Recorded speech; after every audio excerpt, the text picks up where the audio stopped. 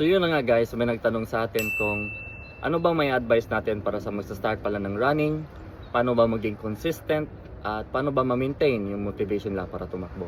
So my number one advice kung wala kang engagement or hindi ka active in other sports like basketball, cycling, or soccer, start with walking and jogging. So do 10 minutes of walking, mix it with 2 minutes of jogging, and repeat this in 1 hour session. So in this way, hindi mo mabigla yung sarili mo at syempre maiiwasan mo yung injury. Kasi pag may injury ka, masa-sideline ka for like weeks or months for recovery at syempre mawalan ka ng ganang tumakbo. And in this way as well, you can gauge yourself, you can identify your strengths and weaknesses which you can also improve and develop in your upcoming trainings. So wag mong biglayin yung sarili mo, make sure na take this slowly because this is a different kind of sports.